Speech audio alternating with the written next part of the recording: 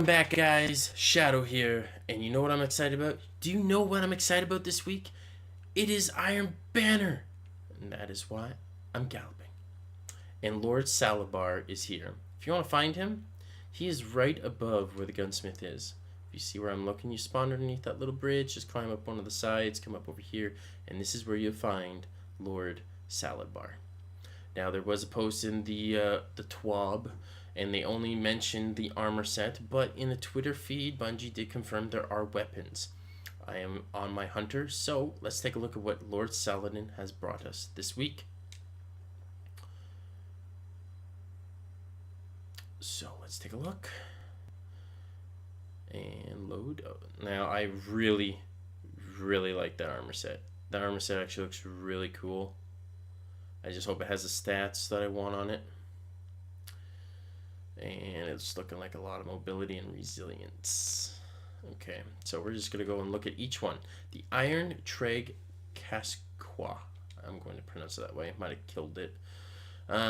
Take away resilience and you get recovery. That's not a bad stat. It's not at all. We have the Iron Treg Grips. And they look actually pretty cool. I like the shoulder piece. He has mobility and it gives me resilience. That's good. I like that. We have the Iron Treg Vest. Resilience and recovery. Okay. Wish it was mobility instead, but I can work with that. And we have the Iron Treg Boots. I'm going to assume it's probably going to give us resilience instead. Okay. So the main reason why I'm focusing on these perks right now is because in the Crucible right now, Mida is reigning supreme, and at the moment with Mida, you need to have a resilience of 4 to allow you to tank a little bit more. So instead of it being a 3 crit, 3 crit to the body, no, 3 crit to the head and then 1 to the body, you need to hit that extra body shot. So everyone's running 4, and you want to invest in recovery after that, but that's okay. If you really like this armor set, which I do, I'm going to be grinding for it. Now you also have the Iron Battalion, so I'm just going to look at that for my hunter and see what it looks like. And he has a Master Chief kind of look to him with that green silhouette and the gold. That's really Master Chief looking from the makers of Bungie. And we have the Iron Wolf, which is a little bit more dark, like black, and with some green and gold trim. You know, both shaders are good. And we're going to go take a look at the weapons. The forward path. You have the Red Dot 2 MOA. We have the Red Dot Micro, and we have the Rifle Scope SSF. It also comes with arm-piercing rounds, comes with extended mag, and it comes with tapped trigger. This is a fire rate of 600 rounds per minute, which puts it in line with the Scave Lock, with a magazine of 43. Now, the good thing about this is for PvE, I would say, is the extended mag will probably bump it up to about 48, maybe 50. So this would be a good DPS for consistent damage output. Now, the gun itself is, just another weapon reskin of some of the weapons we have, like Origin Story. But I know in D1 we had a few. Holy shit, that looks really sexy. Wow, New Monarchy shaders are doing it again. I know that we had a lot more intricate weapons and more unique weapons in Destiny 1, but this game was in development when that Rise of Iron came out, and it was from a completely different team, so I think we're going to see more of that come this DLC and probably the next one, because they have more time to implement stuff like that. But the Wizened Rebook is a fusion rifle, and it comes with the Clean Shot IS, the Red Dot 2 MOA, and the Red Dot Micro. Now, it also has the liquid coils, slower build charge time, higher damage, and it has the strong battery life, which will lower the impact, but it will also lower the charge time. Now, this is a max hitting fusion rifle, so if you want to negate damage fall off in PvP or PvE, this is the fusion rifle you want. Like, if you're going to try to shoot something further away, I recommend this. And it also has the backup plan, really reminiscent of the Plan C. Grants reduced charge time, increased handling speed for a short time immediately after swapping to this weapon. Um, it's not going to be as strong or as good as what Plan C was, but for this slow charge rate, this perk will be really, really beneficial for it. It also is a high impact frame. Slower firing, high damage weapon is more accurate when stationary and aiming down sight. I wish this was the precision frame, which is basically counterbalance. But if they did that on a high impact, then you're pretty much going to be fooping anyone from pretty much anywhere on the map, is what I think would happen, because you have the max damage, and damage fall off won't really matter if you can control the spread. And yeah, I personally think that it would have been better, but the range isn't too bad. The handling is okay. And there we go. We got new marquee shader, and god damn man, it makes him look so sexy, so sexy. Then we have the steady hand. It is the hand cannon. It is the highest impact archetype with aggressive frame, high damage, high recoil. It comes with true sight HSC or HCS. My bad. And then the hit mark HCS and the crossfire HCS. Now, personally, everyone says you need range, but I think you need stability with this, because you need to set the gun back to continually pull the trigger to fire it. If you don't have enough stability, then you have to wait longer to have the gun rest and then fire it again. It also comes with flare magwell, which is good, and it comes with alloy magazine. Flare magwell will obviously be the better choice, just because it just gives a boost automatically. And it also comes with outlaw. Now, this is a decent weapon for PvE. I wouldn't say so much for PvP, just because it's not right in the meta. Like something like Better Devils will do a lot better in PvP compared to this. This is, I would feel, be a much better weapon for higher output for DPS against orange health bars, or even some shielded enemies with yellow. But just because of the outlaw perk, you can hit like a thrall in the head, activate outlaw, and just keep on doing massive damage. And just to see the new monarchy shader, boom, looks sexy every time. Next weapon we go. It is the Time Worn Spire. This is the pulse rifle. Reminiscence of Nightshade reskin. It comes with rapid fire frame, deeper ammo reserves, slightly faster reload when magazine is empty. Comes with the Hitmark IS, the red dot micro, and the rifle scope SSF. It also comes with the tactical mag, increased stability and reload and magazine size, and accurized rounds. And it also comes with Zen Moment. For a high fire rate pulse rifle, Zen Moment is actually really noticeable, just because you're going to continually pull the trigger and you're continually going to be hitting target. So you're going to, if it works the same way as Destiny 1, if it's 3 bullets to max it out, which I don't think it is, I think they might have put it down to 6 bullets, but that means the stability buff is going to be really good. Now, this is the same archetype as the green Lincoln, and I really love that weapon. It's a good gun for close and medium, and a little bit past medium. Not going to say far, just a little bit past medium. It catches a lot of people off guard, but the thing with the Lincoln Green is that it has a right recoil pattern. I'm not too much of a big fan of that, but if you have two kinetic counterbalance mods, it gets rid of that and it's perfectly vertical. I don't know what this recoil pattern of this weapon is, but if you have a kinetic mod, I would recommend using it regardless for the counterbalance, just to make this gun ease of use. And it's really strong. Lincoln Green is so amazing. I used it the other day in trials, and I loved it. And I think this gun will do the same thing with the same fire rate. And if the magazine side of 39, you can just continually, just pulling the trigger and just dump the magazine, and you can just suppress the fire. I think it's a good weapon. I'd recommend everyone to grind for this weapon in particular, because I feel it's the only pulse rifle that can actually compete in this meta. But just to check out the new Monarchy shader. And that gun looks sexy.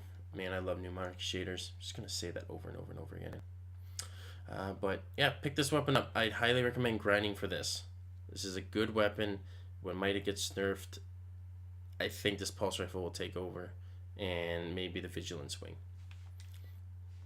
Now on to the next weapon is the guiding sight.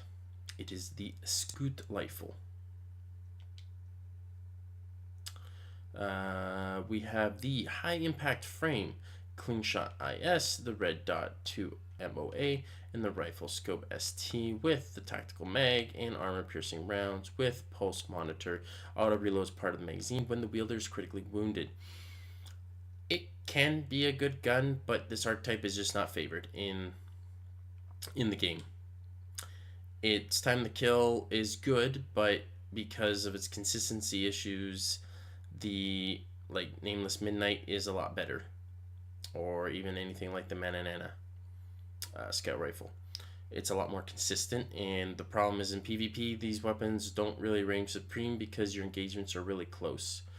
So because of that, you can't really get the maximum time to kill. So I would recommend this only for PvE. But even then, there's some of the new Monarchy Scout Rifles that were out during the Faction Wars, which is better than this. So I would not pick this one up or try to grind as hard. Like if you're thinking, oh, I have all the weapons, I just need one more and this is it. I wouldn't really, you're not missing out on much. I would pass on it. And now we have the Fool's Remedy, the sidearm. Comes with Control SAS, the Tactic SAS, and the Far Point SAS. Ricochet rounds, the Accurized rounds gives you a little bit of range, and moving target. This sidearm is pretty much almost like an identical replica to the new Monarchy sidearm that was being sold. I know a lot of people say this kind of sidearm isn't that good, but I personally think this is a really good sidearm.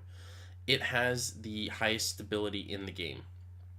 And at 450 rounds per minute with a 16 mag and that high of a stability, you're in close range. I will say that there is the 3-round burst pulse rifle. The name is missing right now, but that gun is always used a lot, and it's really potent and it's really consistent. But I feel like this is, a lot of people didn't have the good sidearm with the highest stability. Everyone had like the lower stability, which is a decent chunk off of it. So I feel like this one will change a lot of people's minds.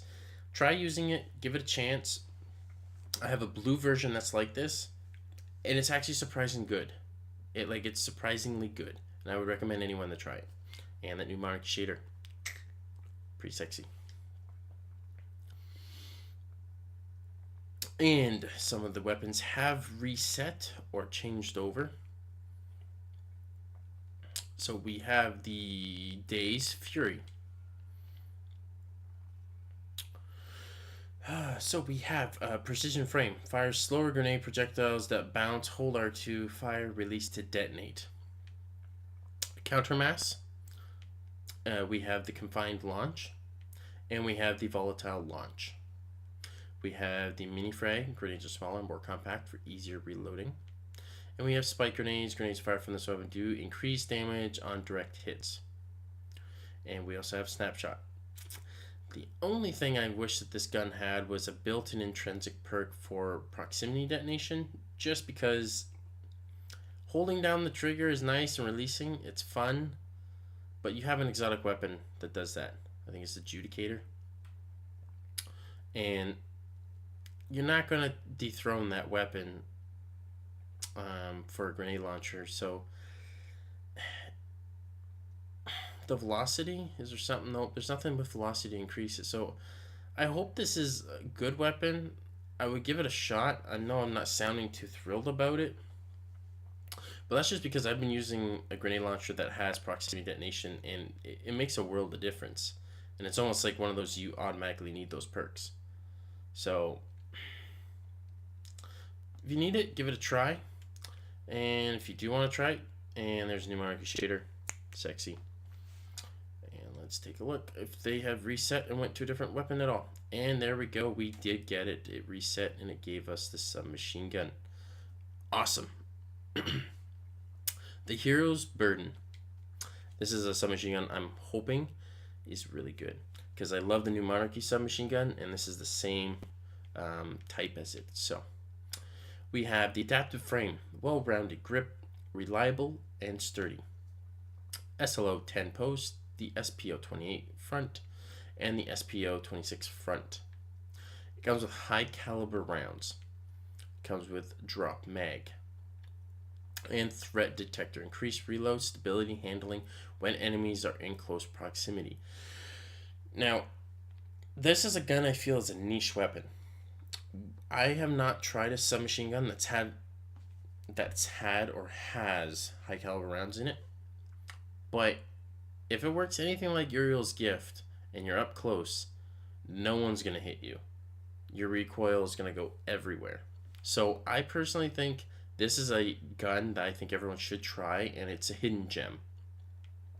You can use drop mag if you want to in PvE, but high caliber round will just stagger people. And threat detector, I think it procs on 2 people in the Crucible. So increased reload and stability and handling, those are great. Like, I know the stability isn't up there high enough, but if that procs and, like, you're fighting and people get towards you, the stability will become easier to handle. And I just think it's one of those weapons that you use really close range, and if anyone gets caught off with, like, trying to shoot you with a Mida from 10 feet away or a Uriel's Gift, because of the fire rate, I think it will stagger a lot of people, and it will make them flinch a lot, and it'll help you win. And Suros looking sexy again with a new Monarchy shader. I would personally try grinding for this weapon. I think it'll be actually good. There's some people that say the high caliber round does nothing on SMG, but I don't recall anyone, or even on YouTube, if anyone has even put out a video about high caliber rounds on SMGs and how much they affect them or not. So I would pick this up for the time being, just because you can have it. The meta can change, things can be buffed, things can be nerfed, and you don't know what will become good or what will become bad. And that kind of goes the same thing with all of these weapons that I have gone over for this video. I know there's a few that I say you wouldn't be missing out, like the scout rifle, but pretty much all the weapons here I would pick them up, just because the meta can change and you don't know what it'll change to. And sometimes a weapon that was bad once, like this sidearm, might be bad now, but then all of a sudden it gets a magazine buff and a slight increase to fire rate. Who knows? But yeah, that's going to be it for the video. But on the last note, Iron Banner, when you complete a match, you do not get rewards at the end of the match. You'll get tokens. And I believe a win gives you 5, and a loss gives you 2. And if you get a rank up on Lord Salidin, you get 15, I believe, from what I was reading on Reddit. Don't quote me on those numbers. They may be different. But just so everyone knows that the more you play Iron Banner, the more you're going to get things. There's also daily, challenges. And if you complete those, each one of those will give you a certain amount of tokens to redeem to Lord Salidin. Same thing as all the other factions. And you increase your reputation. You hand them in, and you level up, and you get engrams, which you'll decrypt. So the more you play Iron Banner, the easier it'll be, because the challenges are going to reset every day. So you're going to get, I think it's 7 each time. Don't quote me on that, but you're going to get a decent chunk from each of the challenges, and I would highly recommend doing that every day and just grinding, because these weapons and this timed event, who knows, this event might not come back until the PC version releases. So I pick up the weapons, grind as much as you can until then. But yeah, like I said before, hit the like button if you enjoyed the video, leave a comment down below, and subscribe if you're new to the channel and want to see more Destiny 2 content. Take it easy, Guardians. Shadow out.